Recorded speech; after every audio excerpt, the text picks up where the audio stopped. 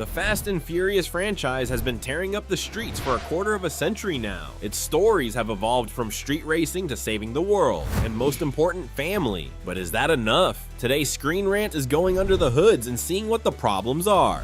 What we gonna do? Hijack a space shuttle? That's exactly what we're gonna do.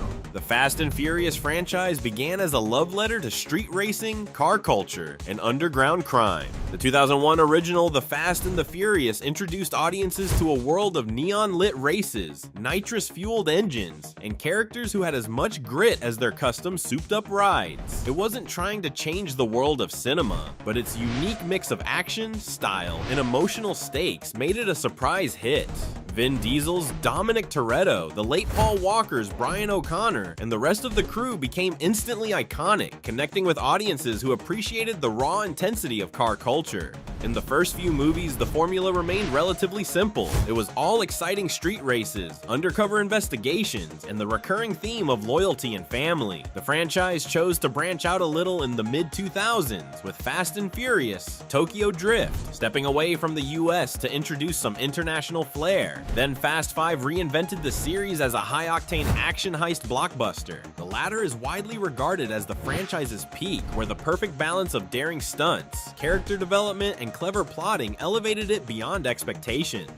But with Fast 5, the seeds of excess were also planted. The bank vault heist scene, while exhilarating, marked a turning point. This was no longer just a series about skilled drivers, it was a spectacle-driven action franchise. As the films got bigger, the storylines and, by proxy, the stunts became increasingly ridiculous. By the time we reached Fast and Furious 6 and Furious 7, the franchise was defying the laws of physics at every turn, relying on CGI-heavy action sequences to one-up itself with every new release. The tonal shift alienated some longtime fans, with some critics pointing out that the charm of the earlier films lay in their relatability. They focused on characters who lived on the fringes of society, connected by a shared love of speed and adrenaline. After Fast 5, it felt like the franchise traded in its authenticity for Hollywood excess. It went from admiring skilled custom car builders and celebrating their racing abilities to somehow using cars to save the world.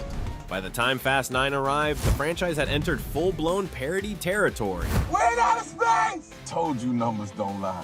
Tej and Roman literally launch a car into space. Yes, you remember that right, space. While the franchise can never be accused of taking itself particularly seriously, it weirdly takes the addition of absurdity too far. Some fans were amused by the sheer ridiculousness of it all, but others were left scratching their heads. How did we go from illegal street races to characters who are essentially invincible superheroes? This escalation of scale comes at a cost. The emotional weight that defined the earlier films has all but disappeared. The tragic death of Paul Walker left a gaping hole in not only the franchise, but in the hearts of many of the cast and crew who worked with him. Brian O'Connor's send-off in Furious 7 was beautifully handled, blending real-world tragedy with a heartfelt in-universe farewell. For many fans, it felt like this was not only the perfect ending for Brian, but it could have been a tasteful closing for the series as a whole. However, in their wisdom, Universal Pictures opted to keep the franchise going, and without Paul Walker's influence, the franchise lost its grounding. And it shows. The movies released after Furious 7 visibly struggled to justify their existence. With each movie, the plots became increasingly contrived, relying on rehashed themes of betrayal, redemption, and of course the all-important family. I got family. Dom's loyalty to his crew is challenged time and again, but he constantly comes through in the end. When the lead characters don't change, and the plots aren't that varied, the stakes feel hollow, especially when you know the main characters always emerge unscathed. As soon as the Fast and Furious franchise leaned into its own absurdity and became a self-aware parody, there was very little effort made by the studio or the writers to ground its storylines in any semblance of reality. Maybe. Which brings us to the issue of tone. The earlier movies worked to strike a delicate balance between high adrenaline antics and serious moments. But now, the franchise has turned so heavily towards ridiculous stunts that even when there are sentimental, serious moments, the audience don't take them in as such. The submarine chase in The Fate of the Furious and the magnet truck stunts in Fast 9 are prime examples. These sequences are visually spectacular but lack the tension and stakes that made earlier films so gripping.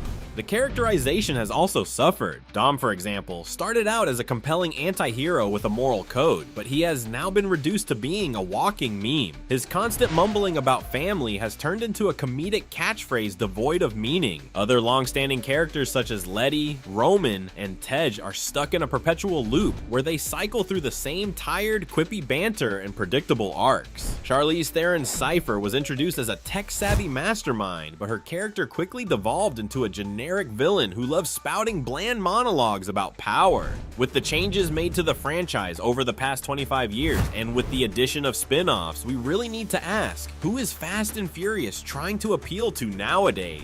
When the series began, it was laser-focused on a niche audience. The franchise grew off the back of the popularity of Gone in 60 Seconds. Car enthusiasts and action fans alike flocked to see the movies. The sleek visuals, modded rides, and underground races spoke directly to a subculture that wasn't often represented on the big screen. The early films were a celebration of the tuner scene. Every car had a personality, and every race had weight. But over time, the franchise decided to shift its focus to a broader, global audience to make a bigger profit. The car culture that once defined Fast and Furious was pushed aside in favor of explosive action set pieces and high-stakes crime plots, so the stories could try to compete with the likes of Mission Impossible. The newer films treat cars as disposable tools for pulling off increasingly insane stunts. When cars are being flung into buildings or used to drag helicopters out of the sky, the connection to car culture is gone.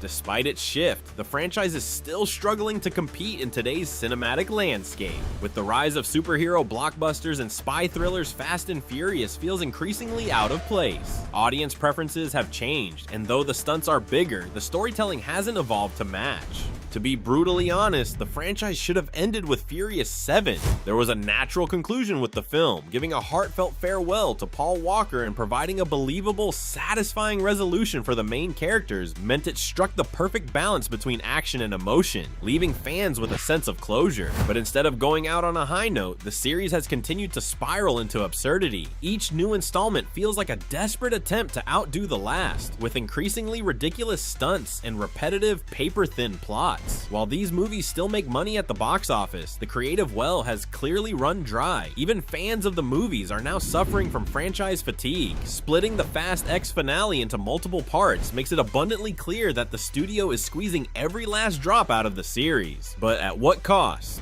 In many ways, Fast and Furious has become a victim of its own success. The desire to keep the franchise alive has led to diminishing returns, both creatively and emotionally. The films no longer feel like a celebration of car culture or a tribute to family. They feel like cash grabs designed to appeal to the lowest common denominator, with plots that make them the movie equivalent of low-grade pulp novels that people enjoy ironically. So, should the franchise have called it quits by now? Many fans would argue that it's long overdue. The series has already peaked, and continuing to churn out sequels has tarnished what little legacy it has left. With Fast X Part 2 being the true finale of the franchise, for now at least, we can only hope that Dom is finally allowed to retire with his family. What do you think? Has Fast and Furious run its course? Or does the franchise still have something to offer? Let us know your thoughts in the comments below. Thanks for watching Screen Rant. Be sure to like and subscribe for all your movie news.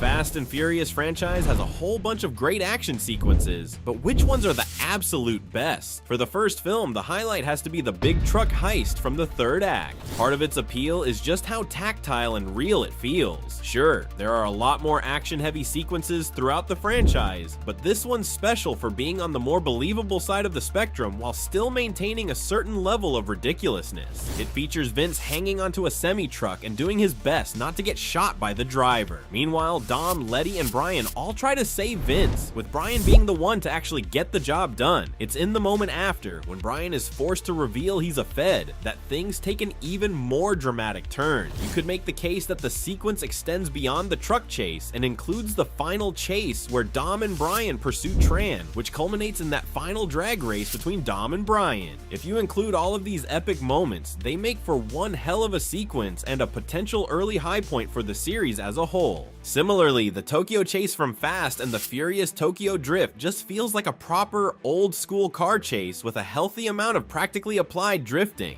While the most impressive stunt, Takeshi's drift down a 4-story parking garage ramp, is earlier in the film, this sequence gives us plenty of drifting through busy streets to make up for that insane driving. It also ends with the apparent death of Han, otherwise known as the most retconned character in the franchise. This is the same race that's picked up on at the end of Furious 6, wherein it's revealed that Deckard Shaw was the one behind the wheel of the car that hit Han. There is certainly a case to be made for the final race down the mountain as the ultimate sequence in Tokyo Drift, especially since it pits a 2002 Nissan Fairlady Z against a 1967 Ford Mustang, which is just a cool image. However, the chase through the city of Tokyo wins out thanks to its lasting effect on the franchise. We're gonna dive right into Fast 5 now, and we get what you're thinking. What about Fast and Furious, the 4th entry in this vaunted franchise? Well, there's just not enough room on this list, sadly, for that underwhelming mind chase, unfortunately. No offense to Fast and Furious. It's a good film, but sadly, it like Too Fast, Too Furious isn't making the list. The vault chase from Fast 5, meanwhile, is a masterclass in nonsensical action filmmaking. It's just such an insane idea, to use 2 supercharged cars to tear a vault out of a police station and then pull it through Rio de Janeiro in a high-speed chase with every dirty cop in the city. It's an outrageous concept done justice through mostly practical filmmaking, which included the building of 5 different variations of the vault. This included a drivable version built around a pickup truck and one built onto a semi-truck for hard-hitting ramming shots. It all culminates in an excellent bridge chase, wherein Dom does his thing and seemingly sacrifices himself for the greater good. Like with Tokyo Drift, this is also a scene that's brought back and given additional context in a follow-up. In this case, Fast X starts off with a flashback to the events of Fast 5, showing us that Dante Reyes was there the whole time and was even driving on the bridge when Dom did his saving of the day. Normally being associated with a subpar entry would be a hindrance, but the vault scene is so good that it still comes out on top as one of, if not the greatest sequences in the Fast saga. Fast and Furious 6 gets pretty wild early on with the flip car chase. In it, Owen Shaw starts off by blowing up his base of operations, which leads to a chase through London using these Formula 1 inspired vehicles. Pretty much anywhere you look at this car, it's definitely unique. The sequence necessitated the building of actual flip cars designed by Dennis McCarthy, which actually flipped cars as seen in the finished film. The cars featured 4-wheel steering, which allowed the drivers to perform a crab walk-like maneuver, as well as the ability to turn 180 degrees extremely fast. It's a harrowing sequence, made all the better by some really cool cars. The tank chase, also in Fast and Furious 6, is another standout sequence within the franchise. It doesn't feature anything as innovative as the flip car, but that doesn't matter when it features our heroes using their sick car skills to take down a literal tank. For filming, a custom tank was built using a real Chieftain World War II tank, which in turn smashed real cars on a real highway. Even that insane moment where the tank seems to leap out of the truck is real, albeit done with the aid of a ramp. The scene culminates with Dom saving Letty in a moment so ridiculous, it really feels like it should ruin what came before. But what came before is so cool, it more than makes up for the CGI body doubles thrown through the air in that climactic moment. In Furious 7, we get a whole bunch of great action sequences, and one of the best is the convoy chase, wherein Dom and his team have to rescue Ramsey from Jacande's men, including martial arts icon Tony Jaa as the lead henchman, who gets a hand-to-hand fight against Paul Walker's Brian. It all starts with a wild airdrop scene, which features far more practical stunt work than you might expect. The scene culminates with a race down a mountain and the convoy's main rig going over a cliffside,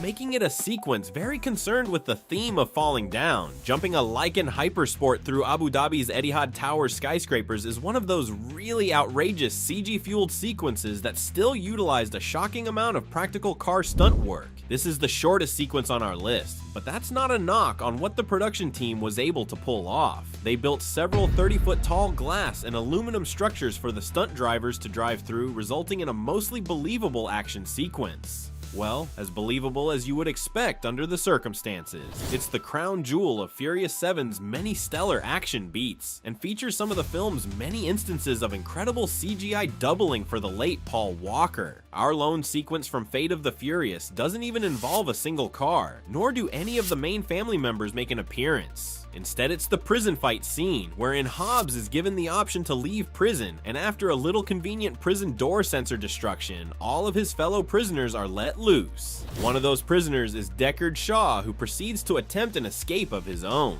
Hobbs gives chase, and the two of them kick an insane amount of ass on their way to meet Mr. Nobody. Oh, it took longer than I expected. If we had to include another scene from Fate of the Furious, it would be another showcase for Deckard Shaw. He saves Dom's kid with the help of brother Owen and some really great noise-canceling headphones. Is the music good? It's not as bombastic or as thrilling as hordes of zombie cars or the family battling a submarine, but it is adorable. F9 is arguably the weakest entry in the Fast franchise, but that doesn't mean we couldn't find some fun in its maximalist aesthetic. While scenes like the bridge jump strained credulity in a way that felt forced and cringy, there's a lot to like in the big magnetic car chase. As with most of the action in these films, there was an impressive amount of practical work that went into this fantastical sequence. Unfortunately, it is let down by some of the most insane physics in the franchise, and that includes the space scene. Fast X features a bonkers chase through Rome, wherein Dom and his crew have to stop a massive rolling bomb from taking out the Vatican. It's obviously an attempt at outdoing the vault scene from Fast 5, and though it doesn't ever reach the heights of that iconic sequence, it is a lot of fun to watch unfold. A lot of that comes down to Dante, played by Jason Momoa, who's just having the time of his life in the role of the villain. Hey, dorks, what are we blowing up? What's your favorite action sequence in the Fast saga? Let us know in the comments, and thanks for watching ScreenRant. We all know about the now quashed beef between Vin Diesel and Dwayne "The Rock" Johnson, but what about the forgotten behind-the-scenes stories about the now legendary franchise?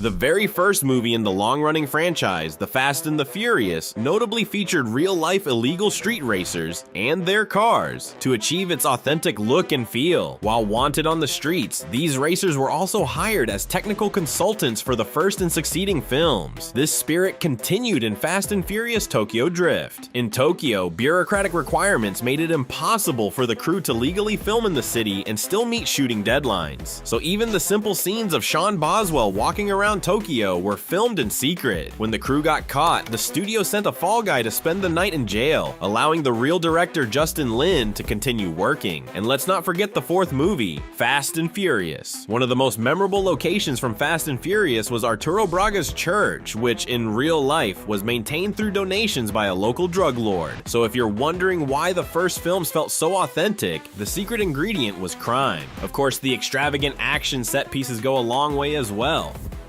No one really knows the exact number anymore, but after 10 movies and one spin-off, it's estimated that at least 2,000 cars have been wrecked in the name of fast, furious, and profitable movie magic. No wonder the collective cost of these films have risen to $1.7 billion, but with the Fast and Furious franchise grossing over 4 times that, or $7.4 billion in the box office, those 2,000 cars may have been worth their weight in cash. In fact, with the first movies now considered classics, some of those wrecked cars are considered collector's items. For instance, Dom's wrecked 1970 Charger from the first movie actually sold for $85,000 at an auction. And if you think that's interesting, check out our last behind-the-scenes story.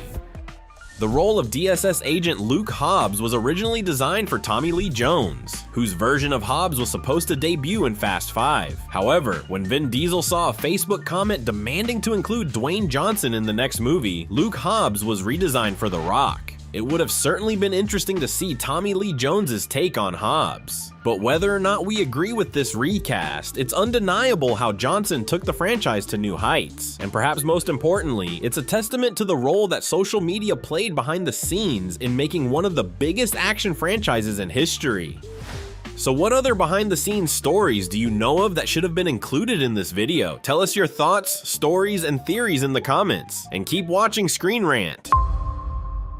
The Fast and Furious franchise has provided audiences with tons of heart-pounding races over its 24-year run. With the newest entry in the franchise set to release in 2026, we at ScreenRant thought it would be a great time to say what we think are the best races in the franchise so far. The third installment remains the most unique of the franchise, not only with its setting and cast, but also the style in which the racing was filmed. This is shown in the first race between DK and Sean. The setting of a parking garage not only gives a fresh environment, but it also allows the race to use this film's purpose of showing a new style of driving, drifting through the tight corners with people and cars mere inches away. This being the first race for Sean in Tokyo, we also get to witness a multitude of real pearl-clenching wrecks, giving us real stakes of danger. These reasons are why this race stands out among the dozens that we have seen since. It is hard to talk about the best races without going back to where it all started. The first film sowed the seed of many elements we now know from this franchise, the biggest one being the relationship between Dom and Brian. The ending race has a real sense of weight and momentum, as well as emotional stakes for both characters. Their final face-off is a drag race to beat an oncoming train. This race against time is highlighted by a spectacular practical car flip stunt at the end, leaving Dom's car a mangled mess. However, the most impactful moment comes following that when Brian gives Dom his car keys, letting him go, cementing their bond, and subsequently giving us the Fast franchise. There is no better example of the growing bond between Dom and Brian than in the 5th installment, Fast 5. The final race has the pair working together to drag a safe through the heart of Brazil. Having both their cars attached by cables to the safe, they race against the police and Hernan Reyes's men. The duo use this safe as a makeshift wrecking ball, destroying cop cars and buildings. This high-impact action is quite possibly the best moment in the franchise, with a perfect blend of real stunts, wire work, as well as a truly innovative concept that skyrocketed this franchise into becoming a household name. After 24 years of tire smoke, there are dozens of amazing races that the Fast and Furious saga has produced. With the newest entry set to be the second part in the epic finale, you can rest assured that there is more high-octane car racing to come. Thanks for watching ScreenRant. You good? Thank you. From the iconic vault heist of Fast 5 to the rocket car in space in F9, this franchise has a Fast and Furious habit of defying reality. So today on ScreenRant, let's take the road less traveled. Here are 4 aspects of the Fast and Furious franchise that are actually realistic. People running across their falling surroundings is a common trope in action, and one of the best examples of this trope is in Furious 7. Much like many of the stunts in the Fast and Furious movies, this one seems impossible, but in reality, a trained stuntman practically performed the stunt in real life. Apart from being one of the best stunts featuring Brian O'Connor, this one is also highly memorable because it's actually plausible, and it's not the only realistic Furious 7 stunt. Arguably the most epic stunt in the franchise at the time, Furious 7 saw Dom's crew dropping several vehicles safely on the ground by using massive parachutes. And though this looks impossible to pull off, the size of the parachutes and the minimal wind speed actually makes the stunt realistic. The only problem is that most, if not all, of the cars would have gone off course, not just Roman, as there would have been no way to steer during their descent. Hello? Please, man! Get me out of here, somebody! No, retrieve! Nonetheless, as Fast and Furious action set pieces go, it's a pretty realistic stunt. With these out of the way, let's get into the more general aspects of the franchise. From the first Fast and Furious movie to the last, nitrous oxide is part and parcel of these films. And although the effects of NOS are often exaggerated, most of these scenes actually get it right. An affordable way for real-life racers to push their cars to the limit. A sudden injection of NOS burns fuel at a faster rate, giving the engine more power for a short amount of time. When used correctly, NOS poses minimal to no risk of damaging car engines. So just like racers in real life, the Fast and Furious cast knows exactly how to use NOS. It certainly helps that the crew often consults real street racers. And this leads us to this next item. Tokyo Drift not only presented a drastic shift from the main narrative, but also popularized the art form of drifting. And while it can be argued that Tokyo Drift protagonist Sean learned to drift too quickly, every drifting scene in the movie was actually performed by professional racers. In fact, two-time Le Mans winner and real-life drift king of Japan, Kiichi Tsuchiya, was often the one behind the wheel. Indeed, though the franchise isn't known for realism, it does often strive for authenticity. You know what? I'm beginning to like this country already. Which other aspects of the Fast and Furious franchise do you think are actually realistic? Tell us your thoughts in the comments and keep watching ScreenRant. The most important thing in life will always be the people in this room. Salute, mi familia. Salute. Releasing in the summer of 2026, Fast X Part 2 will finally end a saga that began all the way back in 2001. Today at ScreenRant, let's take a look back at the colorful history of the long-running blockbuster franchise. Here are 5 big things that you probably didn't know about Fast and Furious. Film productions are known for breaking the rules every once in a while, especially in the older days of cinema, and many of the first Fast and Furious films are no different. For instance, there is a very simple reason why The Fast and the Furious, the very first movie, feels so authentic. Many of the cars filmed were owned and driven by real-life illegal street racers from LA, who also functioned as consultants for the then fledgling film crew. Meanwhile, most of The Fast and the Furious Tokyo Drift wasn't exactly shot in the titular city, where it's illegal to film without going through a lengthy bureaucratic process. So the crew resorted to guerrilla filmmaking just to get the shots of Lucas Black's Sean Boswell walking around in Tokyo. Universal Pictures even paid a fall guy to say that he was the director, spending a night in jail so the actual director can keep working on Tokyo Drift. In addition, the stunt coordinator for Tokyo Drift is the actual real-life drift king of Japan, Keiichi Tsuchiya, who was a legendary figure in the underground street racing scene before he became a 2-time Le Mans winner. Tsuchiya was the only stunt driver who could safely perform the final drift scenes on the mountain roads in Tokyo Drift. Meanwhile, in the 4th movie, Fast and Furious, viewers may remember Dom and Brian confronting the Mexican drug lord Arturo Braga in a church, one of the movie's main action set pieces. In real life, that church was actually funded by a drug lord running local operations. While the early film sets of Fast and Furious weren't on the same illicit level as Apocalypse Now, the Fast and Furious crew certainly broke more than a few eggs to fry this high-octane omelet. Hey, Mia, you better hide your baby oil. I'm just playing. You better hide that big ass forehead. I was just joking. Whatever.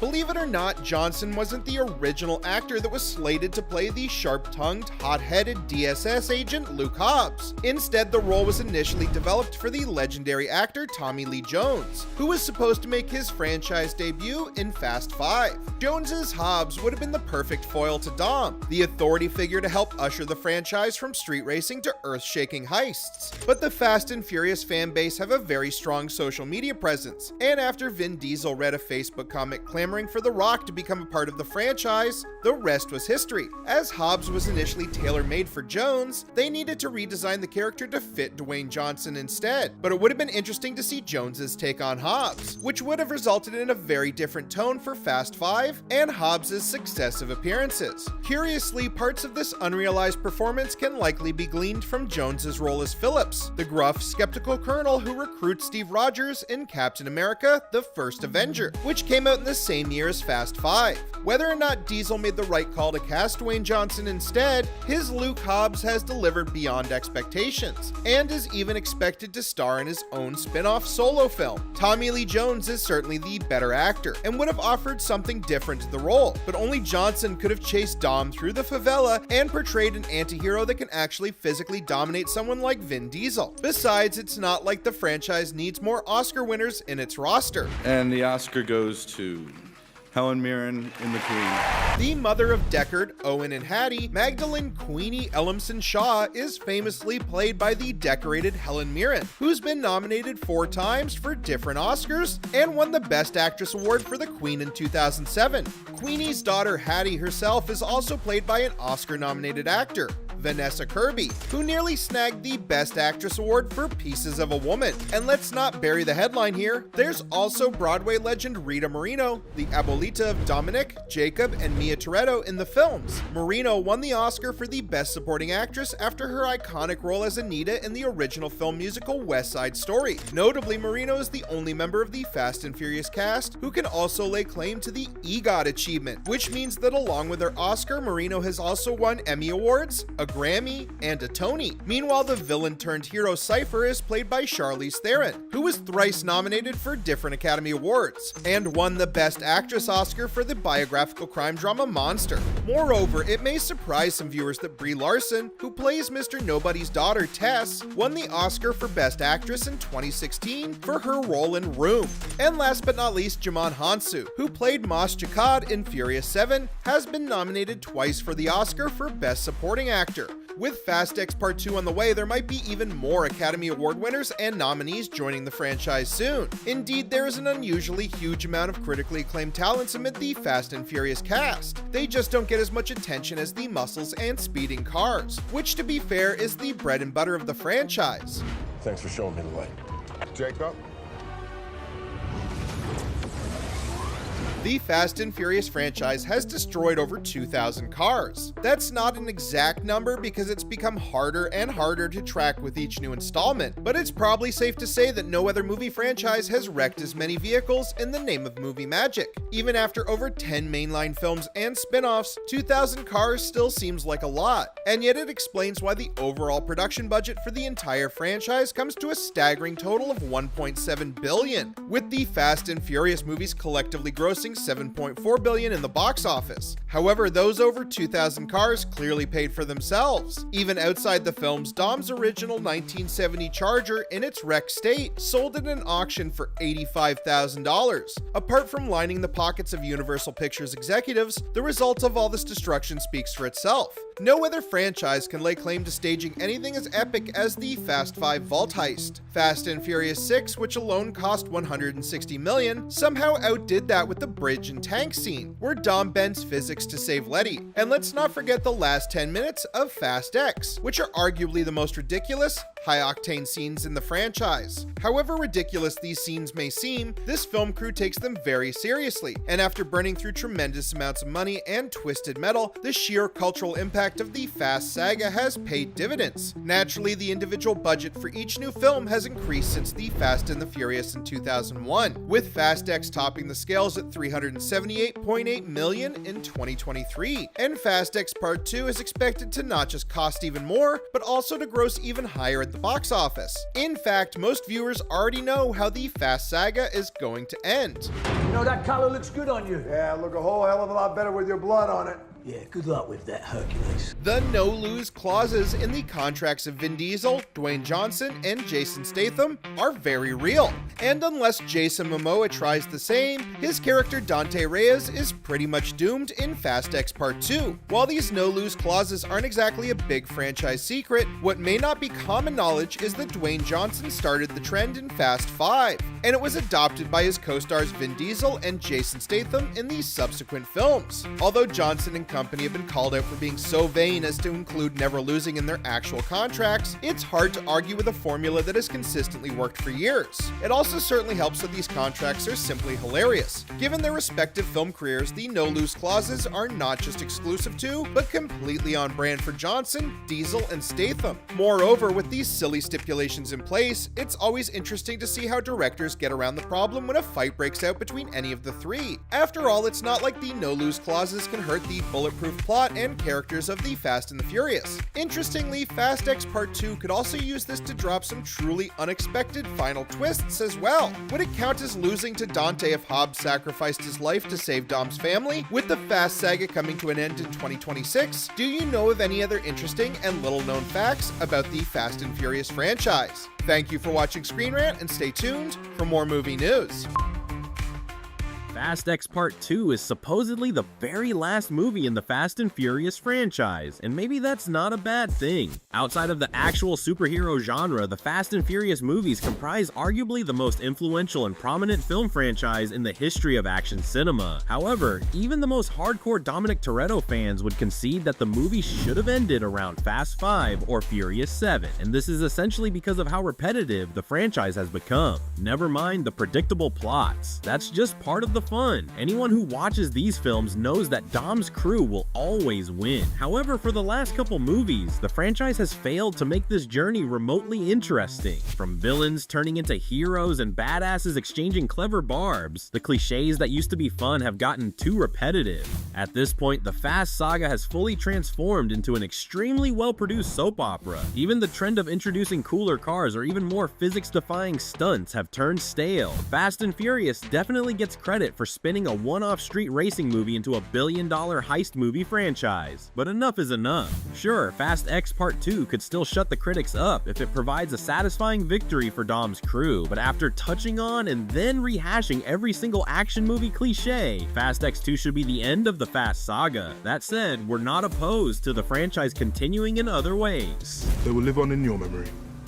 Although the mainline saga has gotten too repetitive and convoluted, both of those problems could be fixed with the right spin-offs. After Dom's crew wraps up their business with Dante Reyes, Cypher could disappear and become the lead anti-hero of her own series. To atone for her crimes, Cypher could become a modern-day Robin Hood who can hack into any system. That's what I do.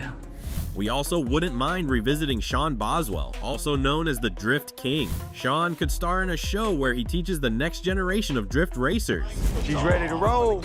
In any case, the franchise needs to die in order to be reborn in a spin-off, and whatever spin-off gets the green light, Vin Diesel himself should not be part of it. Diesel delivered career-defining performances in the first Fast and Furious movie, Fast 5 and Furious 7, but this also underscores how this role has long hit a ceiling for his growth as an actor. Seriously, Vin Diesel may be known as a hammy action star, but those who've seen movies like Find Me Guilty and Boiler Room know better. Moreover, thanks to projects like The Chronicles of Riddick, Iron Giant, and Guardians of the Galaxy, it's clear that he knows how to pick the most interesting projects for his talents. If Fast X Part 2 isn't the end, we may never get to see Diesel taking worthwhile risks in Hollywood again. But what do you think? Should Fast and Furious end with the 11th movie in the mainline saga? Tell us in the comments and keep watching ScreenRant. Will Vin Diesel's Dom Toretto actually die in Fast X Part 2? There's really no way to tell for certain until the sequel comes out, but today on ScreenRant, let's examine both possibilities, starting with why Fast X Part 2 could be Dom's last movie. Never accept death when suffering is owed.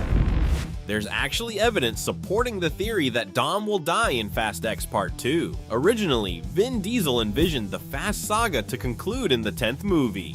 But as Diesel told Entertainment Weekly back in 2021, this changed after his role as Groot in Avengers Endgame, the culmination of the MCU's Infinity Saga. Here's what the Fast and Furious star and producer said. Even as far back as 2012, 2013, it was something that Pablo, Walker, and I would discuss, finishing on the 10th one. That just always felt right, and being a part of the Marvel franchise, seeing that possibility that when you have that much story, you can end with 2 films. In short, the very conclusion of the Fast saga was directly inspired by Avengers Infinity War and Avengers Endgame, and this raises the chances of Dom being the Tony Stark of the Fast and Furious universe, the one who ends up sacrificing himself in order to defeat the big bad evil guy. Indeed, if it's the only way to finally put Dante down, Dom will doubtless jump at the chance to sacrifice himself for his family and crew. This would also hammer down on the main message of the Fast saga, the importance of family. After all, if the main franchise does conclude with Fast X Part 2, it will need a big, bold, epic move to seal the deal. Conversely, however, nearly the same arguments can be made for the only other possibility. Nothing's impossible. You just have to have faith. Dom may not need to sacrifice himself in the sequel. If Dante makes good on his promise to give Luke Hobbs hell, then the problem could just take care of itself. Unlike Dom, Hobbs has no qualms about putting down someone as dangerous as Dante Reyes, and Luke Hobbs is also badass enough to grab the role of this world's Tony Stark from Dom. Besides, with Dom dying being the prevailing theory for many viewers, Fast X Part 2 could surprise audiences by keeping Dom alive. With that being said, there's much more evidence to support Dom's inevitable death. After appearing in 9 Fast and Furious movies, plus a cameo in Tokyo Drift, it may just be time for Dom Toretto's journey to end. This could also give Brian O'Connor the perfect ending. Should Dom die alongside Letty, Little B could end up in the care of Brian and Mia, allowing the franchise to end positively for the late Paul Walker's beloved character. Moreover, apart from giving the franchise the impactful, explosive ending that it deserves, Dom's death would make way for Fast Saga spin-offs that are decidedly different from the mainline movies. But what do you think? Do you think Dom will die or survive in Fast X Part 2? Tell us in the comments and keep watching ScreenRant. With the possibility that Fast X Part 2 is the very last movie in the franchise, certain characters may not be long for this world. Today on ScreenRant, here are the 3 characters who are most likely to die in the 11th mainline Fast and Furious movie. Ooh, Following the introduction of the much more dangerous Fast X antagonist, Dante Reyes, Cypher became the latest Fast and Furious villain to side with Dom's crew, and it's her quick thinking in Fast X that even gave Dom and the crew a fighting chance against Dante. At the same time, however, Cypher can scarcely be considered family. Cypher was notably the villain who's responsible for the death of Elena Neves, the biological mother of Brian Marcos, aka Little B. Although it was Connor Rhodes who pulled the trigger, Cypher gave the order to kill Elena in the Fate of the Furious. In short, Cypher still has a lot to prove to Dom, Letty, and the rest of the crew, and this could mean that she's due to sacrifice herself for Dom's family at some point in Fast X Part 2. After all, defeating someone like Dante is bound to come at a huge cost. Whether Fast X Part 2 is really the very last movie in the mainline franchise, killing Dante Reyes could give him the best villainous arc out of any antagonist in the Fast saga. Featuring Dante in more films beyond Part 2 could make his shtick old really fast, and misusing the fan favorite villain is bound to make audiences furious. Indeed, unlike most Fast saga villains, Dante has no real reason at all to cross over to Dom's side. It's also in the best interest of most of the cast to kill Dante.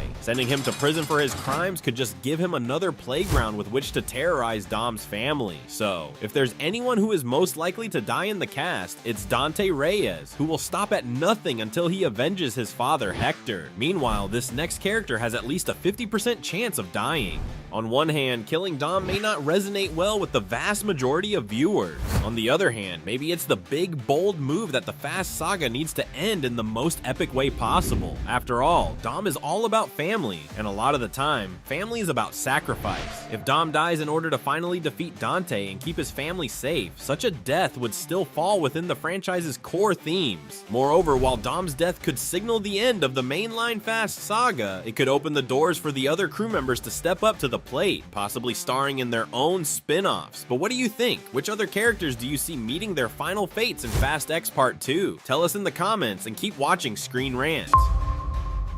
Whether Dominic Toretto will die in Fast X Part 2 remains a mystery, but unlike Dom, some characters are very likely to survive in what could be the last Fast Saga movie. Today on ScreenRant, here are the 5 characters least likely to die in Fast X Part 2. Suffering is over, Dom. It's time for you to die. The Fast Saga simply cannot kill Dom's son. Anyone else can die, but the next generation of Dom's family needs to live on. While the 11th mainline Fast Saga movie is bound to entail a huge sacrifice from Dom's crew, everything they do is essentially to protect Little B. In fact, most viewers are expecting Little B to survive the cliffhanger ending of Fast X. It's okay to be afraid. Sometimes fear can be the best teacher.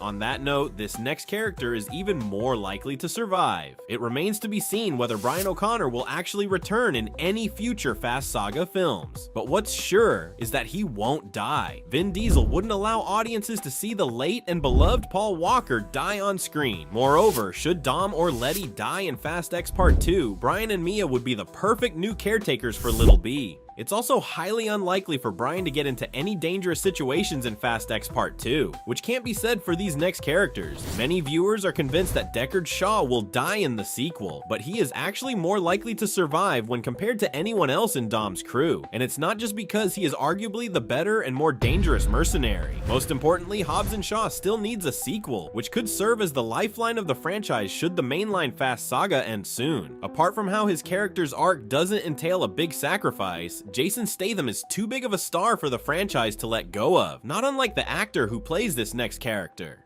Combined with the fact that the Hobbs and Shaw sequel still needs to get made, Dwayne "The Rock" Johnson reportedly has a contract that prevents Hobbs from losing any fight. And whether or not that's true, Luke Hobbs is at least equal to Dom in terms of overall toughness and resilience. However, unlike Dom, Hobbs has no real reason to sacrifice himself for the Fast Saga's first family. Most of all, alongside Deckard Shaw, Luke Hobbs has tons of spin-off potential, and much the same can be said of this next character. Anyone in Dom's immediate circle could face certain death in Fast X Part 2, but there are lots of reasons for the franchise to keep Han alive. Given Han's history, his actor Sung Kang may be the perfect cast member to lead a spin-off beyond the mainline saga. Han may just lead Tej, Roman, and Ramsey in the inevitable spin-off movie or series once the main franchise is finally concluded. But what do you think? Which other characters do you think are most likely to survive in Fast X Part 2? Tell us in the comments and keep watching ScreenRant.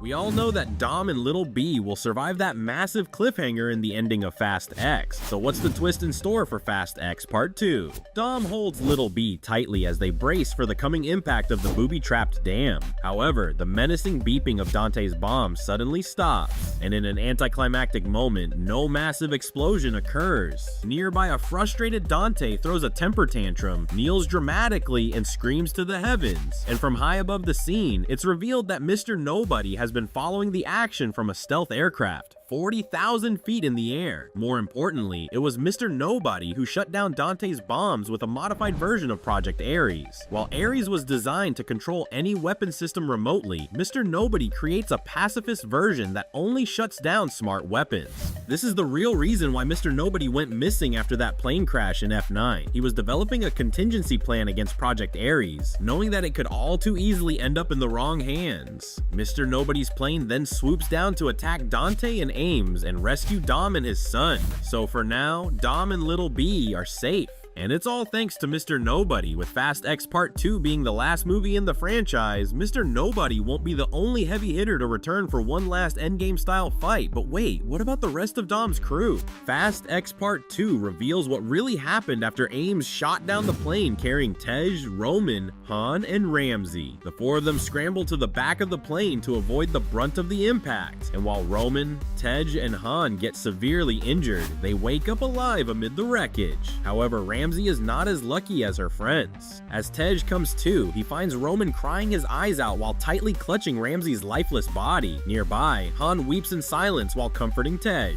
After all, Fast X Part 2 closes the mainline Fast saga, so it needs at least one impactful death from among Dom's ranks. That being said, Ramsey isn't just a sacrificial lamb for shock value. When Dom's crew finally regroups, Roman, Han, and Tej are charged with collecting Ramsey's belongings for her family. And amid the tech knickknacks that the hacker left behind, Tej unearths an old VHS tape. Thankfully, Roman still has an old VHS player from their hijacking days, so they play the tape to see what it contains. If you're watching this, I'm already dead, says Ramsey in the fuzzy video. What you're about to see, well, I took this secret to the grave for a good reason. As it turns out, Ramsey kept an encrypted failsafe protocol for controlling the God's Eye, the mass surveillance program that she created. More precisely, this protocol allows anyone to shut down the God's Eye permanently, forever destroying the program in the process. In the video, Ramsey explains why she kept the protocol hidden. I know there's a traitor in the agency, I just don't know who. We can't trust anyone outside our crew. And before the video ends, Ramsey tells the crew that only a handful of people can decrypt her failsafe code. Just the smartest, most resourceful hackers in the world. Barring that, just ask Tej. So while Ramsey dies, she also gives Tej the power to shut down the God's Eye, taking away Dante's ability to see everywhere in Fast X Part 2. Unable to track down their enemies, Dante and his men get a rude awakening. Luke Hobbs was last seen getting threatened by Dante for killing his dad, Hernan Reyes, but Hobbs has never been one to take things sitting down. Instead of waiting for Dante to strike, Hobbs deals the first blow by targeting Dante's ally and new head of the agency, Ames. Finally, the long-awaited battle of the Titans goes down in Fast X Part 2. When Ames and Hobbs face each other, the giants somehow achieve a mutual understanding. "No weapons," says Hobbs, throwing down his pistols to the ground. For a moment, Ames considers shooting Hobbs, but eventually agrees to his terms. "Fine, this is gonna be fun, old man." Despite his confidence, however, Ames is ultimately no match for the indomitable Hobbs, who eventually gets the upper hand. Like the classic villain that he is, Ames uses his final words to warn Hobbs. Dante is coming for you. He's coming for all of, but Hobbs snaps his neck before he can finish. While this last threat does slightly unnerve Hobbs, it's really Dante who should be worried in the sequel. Last seen handing over Little B to Jacob in Europe, Mia Toretto seemingly disappeared in Fast X. But as it turns out, the harrowing events prompted Mia to convince a retired crew member to jump back into the fray. And that crew member is Mia's husband, Brian O'Connor. If you think this can't possibly happen, here's the real twist. Instead of digitally recreating Paul Walker's face, Fast X Part 2 has a simpler solution to the late actor's absence. Paul's younger brother Cody Walker will play Brian again, but this time without the aid of AI or CGI. This allows the sequel to not just address Brian's long absence, but also to honor Paul Walker without courting controversy. Finally, Brian and Mia reunite with Dom's crew in another emotional moment in Fast X Part 2. That said, they're not out of the woods yet. In fact, the crew is gonna need every bit of Brian's superior driving skills. No, not Sean Boswell. We're talking about the original Drift King, Takashi, the main antagonist of the Fast and the Furious Tokyo Drift. As it turns out, Dante has always been a big fan of DK. Meanwhile, even though Sean is no longer around, the OG Drift King still has a score to settle with Han, who is actually still alive. So while Dante loses Ames in Fast X Part 2, he's also bringing back the most unexpected villain from the earliest parts of the Fast saga. This paves the way for the franchise to actually return to its roots, pitting the skills of guys like Dom, Brian, and Han against Dante and the original Drift King of Tokyo. And this brings us to our next plot prediction. The main Fast saga ends where it all began, on the wild streets of LA, where Dom and Brian first forged their brotherhood. After failing to kill Dom and Little B, Dante gets under Dom's skin again by targeting their grandmother, Abuelita Toretto. So the final race will be a good old Los Angeles Royal Rumble. When the crew figures out Dante's plan of grabbing Abuelita, Dom reveals that he's kept souped up versions of their old cars secretly hidden in an underground garage, Dom's personal demolition derby stash, and the crew rolls out in some of the most classic cars from the franchise. While his Dodge Charger is out of commission, Dom drives a 1993 Mazda RX-7. Brian gets behind the wheel of a 1995 Toyota Supra MK4, finished in an even more ostentatious shade of orange than the original. And when a 97 Nissan 240SX roars out of the garage, its windows lower to reveal Letty in the driver's seat. The crew rushes to Abuelita's home to save her from Dante. However, when they come upon an empty crossroads, Dom's crew finds two cars ominously parked in the middle of the street, DK's Nissan Fairlady Z and Dante's purple 66 Chevy Impala. When Dom answers his phone, Dante tells him, "Whenever you're ready, Dominic." The Impala roars. Dante and Dom's crew stare each other down from across the crossroads. Suddenly, DK floors it and his Nissan drifts into the street between the crews, getting the head start in the race towards Abuelita's home. The first to react is Han, who chases after DK in a 2002 Nissan Silvia. "I'm coming, Abuelita," Dante shouts as he drives after the two, with the rest of Dom's crew following right behind them. And this brings us to our very last plot prediction for Fast X Part 2.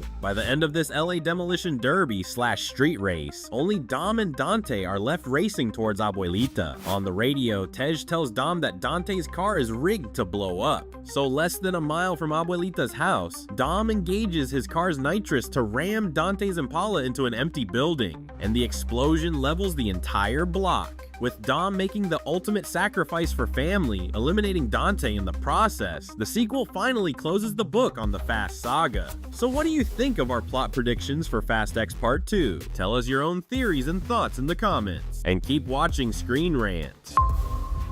Fast X Part 2 is currently scheduled for release in March 2026, and with it being the potential finale for the whole franchise, we have our concerns. Today on ScreenRant, we delve into the mistakes that could ruin the Fast and Furious franchise.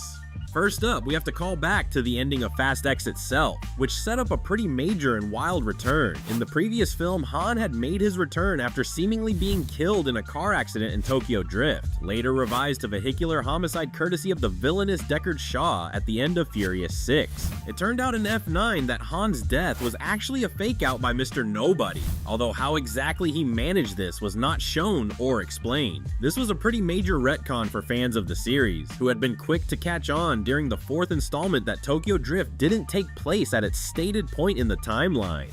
Suddenly, there was a tension that grew as the series progressed, and Han kept reappearing, begging the question of when Tokyo Drift and Han's death would take place. When it finally happened, it essentially created the basis of Furious 7. It was an emotional moment in the franchise that felt like a fixed point in time. This meant that his reappearance in F9 came off as a jumping of the shark for many fans. All that is to say, the end of Fast X took another emotional moment, the death of Giselle in Furious 6. And seemingly retconned it as well. As you might recall, Gal Gadot shows up in a submarine to rescue Letty and Cypher in Antarctica. Presumably, she's playing the same character, and not a twin sister or clone or whatever other wild ideas the writers may have had. If that's the case, bringing Giselle back from the dead represents a second shark-jumping moment involving the return of a dead character.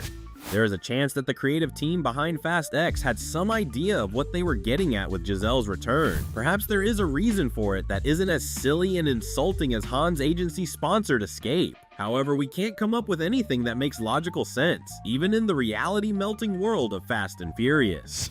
The most likely solution is that she simply wound up in a hospital and had to recover from her injuries like Owen Shaw did, as revealed at the beginning of Furious 7. This, however, opens up more questions, like, did no one think to go back and make sure her body was recovered? Are we to believe that the guys constantly spouting family would just forget about their potentially wounded comrade? Or perhaps we'll find out that she was simply in a coma and retcon everyone's perspective of the incident. Either way, we think that it's a returning character who should have stayed dead. One character who isn't dead in the Fast and Furious universe is Brian, whose actor Paul Walker tragically passed away in 2013. His unfinished role in Furious 7 was then completed using his brothers as stand-ins along with state-of-the-art CGI. It was a pretty much seamless integration, and for most fans worked as a fitting send-off for the character, who in the films left behind his adventurous lifestyle in order to focus on his family. The question of whether he'll appear in Fast X Part 2 seems like it has a pretty obvious answer. Absolutely.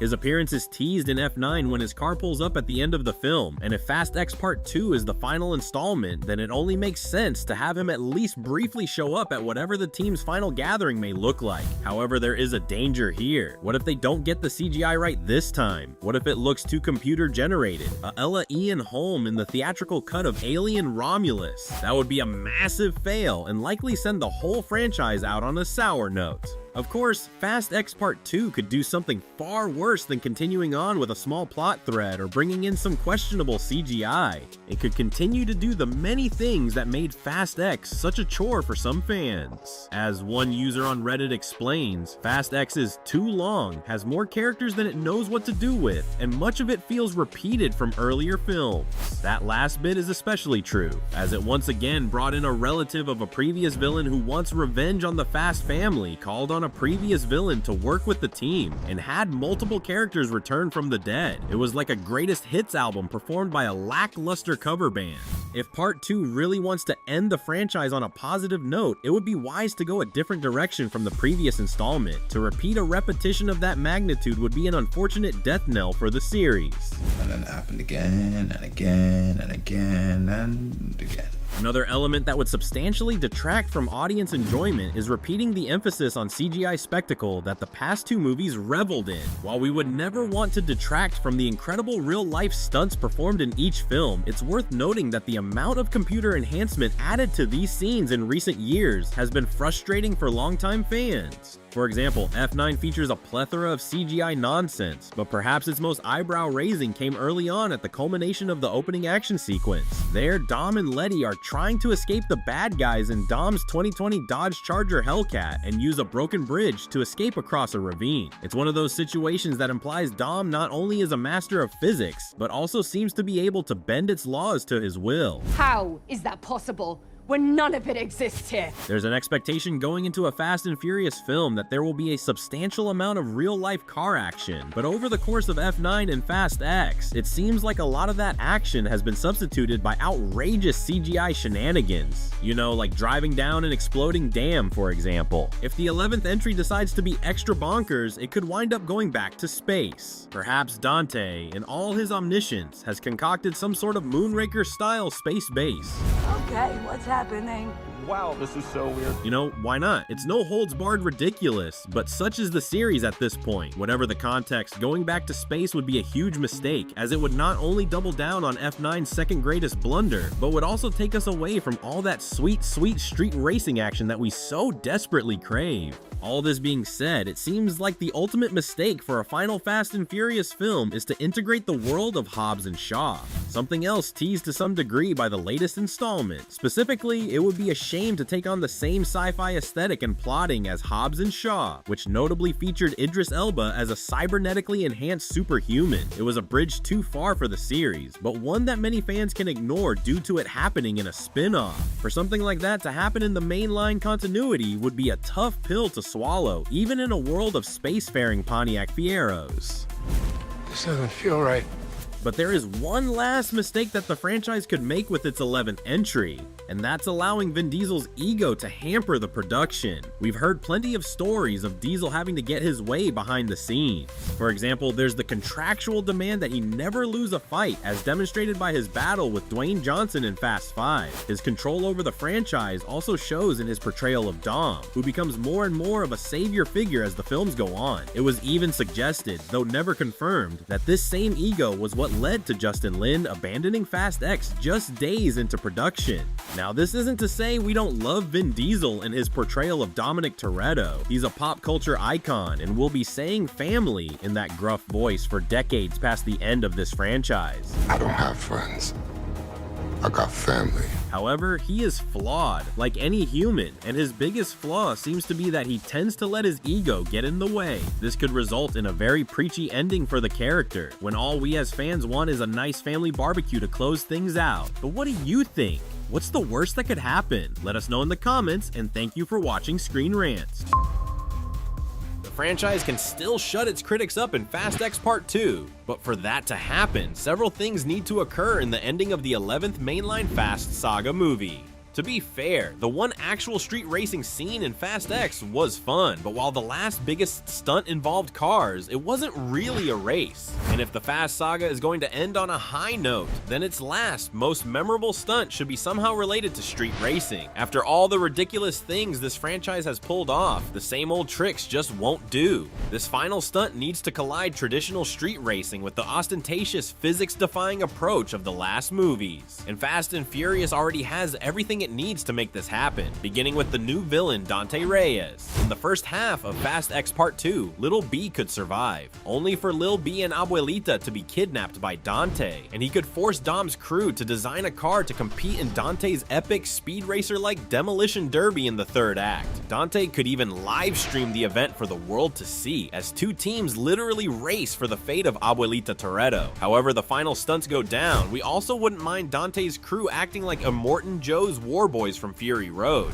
Fast X Part 2 could certainly benefit from George Miller's action-driven approach to storytelling. This may all sound crazy to the uninitiated, but if there's one thing that the Fast Saga's loyal viewers and harshest critics can agree on, it's that everything must end with one last epic, campy, over-the-top street race, preferably with Dom ignoring the laws of physics. Whatever happens in the beginning and middle of Fast X Part 2, the third act needs to be a historic contribution to the racing movie subgenre. In fact, Fast and Furious may be the only active franchise that can pull off something like this today. It's not just about blowing everyone's minds, it's about securing the legacy of Fast and Furious as an action and street racing film franchise. And speaking of legacy, this brings us to another non-negotiable for the ending of Fast X Part 2. You don't turn your back on family.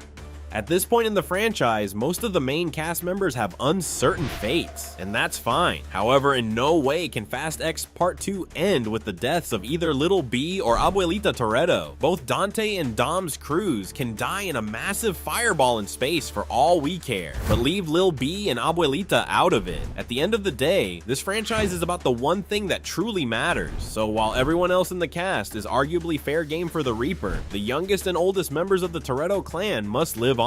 Part 2 could even set up the biggest tragedy and actually kill Dom in the third act. But should that happen, Little B and Abuelita should be alive to mourn Dom and those that gave their lives to protect the family.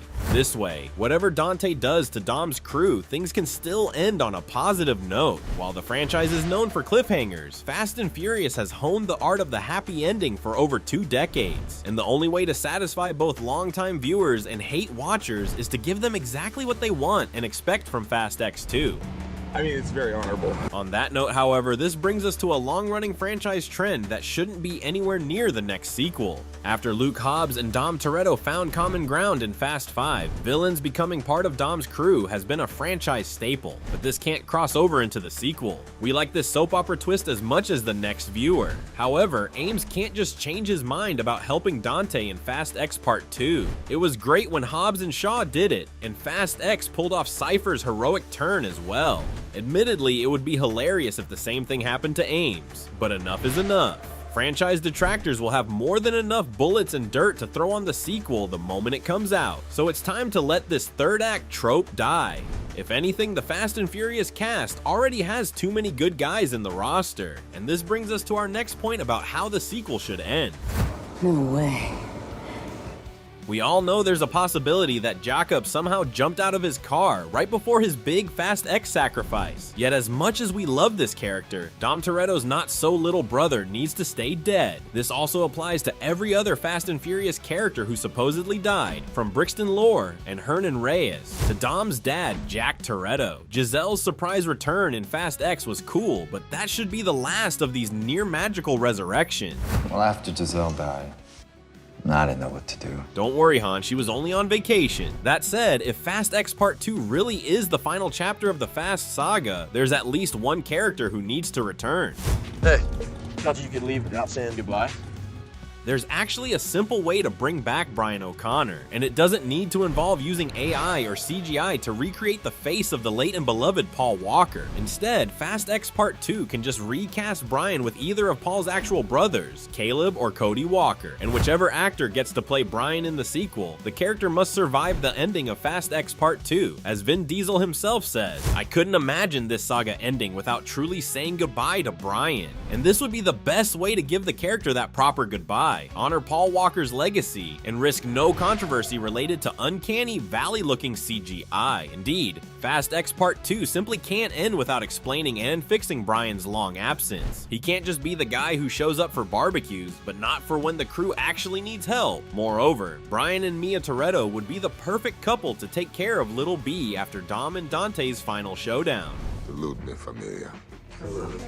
The Fast saga needs a big sacrifice to cap things off, and the only one that would be big enough for the occasion would be the actual death of Dominic Toretto. Fast X Part 2 is the perfect time to drop this bomb. We've been following Dom's story since 2001, and in most of these films, Dom has defied death to save his family. So in order for the ending of Fast X Part 2 to actually feel different, Dom must make the ultimate sacrifice to protect his family and crew, his only consistent goal ever since the franchise began.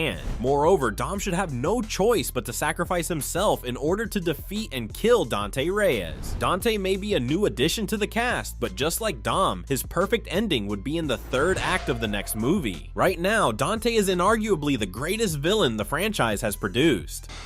You are absolutely right. But that could get derailed if Dante survives the sequel. If the Fast and Furious wants to give viewers an ending that is simultaneously unexpected, controversial, and satisfying, Dom and Dante need to die together in a last blaze of glory. I'll see you soon, Dom.